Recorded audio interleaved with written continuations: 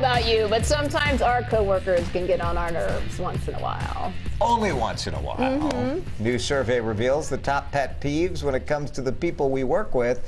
And I'm assured this was not just a survey of you three. Nope. Finally, it's my chance just to let it all Let's go. hear it. Air the dirty laundry, Heather. I'm ready for it. So the number one thing that crosses generations that people say is irritating at work is lazy coworkers. Yeah, makes which sense. of course, it's the other guys. It's not you. You are doing great. You are doing great. Other people say lazy coworkers because then it becomes your problem, right? Exactly. If they're not holding up their... That makes sense. Number two, bad attitudes, which I think also really makes sense too. And that's not just somebody having a bad day. That's just a constant bad attitude about work, about life, or whatever. And that can infiltrate everybody else on the team. Everything harder, right? To listen to that constantly. Well, I think if you're so, around right? them every day and working with them, and there's never any positivity coming from them, I think it can be dragging. For sure. And it can be like a virus in a work environment where other people start grabbing onto that. So I understand that. After that, poor communication skills, 34%.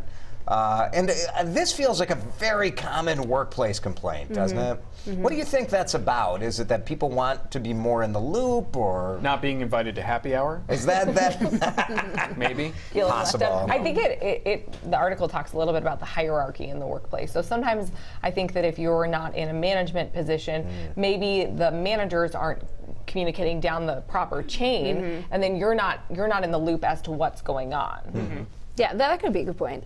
The other thing, too, that I thought was interesting about all of these things was that they cross generations.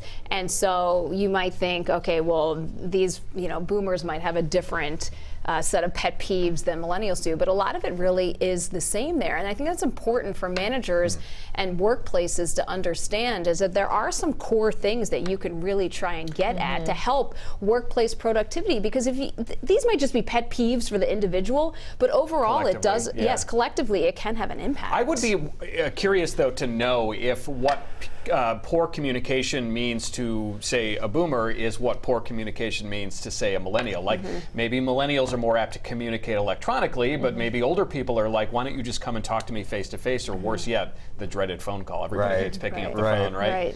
They also looked at some other productivity killers, because that was the premise of this survey, that workplace experts are always looking for ways to wring more work out of us because we are not doing enough to earn our money, are we? Poor management. 45% of people said poor management is a productivity killer. I feel like it's so hard to tell, right? We all think we can do it better. Well, it's hard to know. unless they're either not communicating your what your specific task is, which would go to the communication piece, or worse yet, changing what. Oh, no, let's change directions on this, and you have to sort of redo everything. What about meetings? Meetings came up in this survey as universally disliked, which seems like the opposite of the lack of communication issue.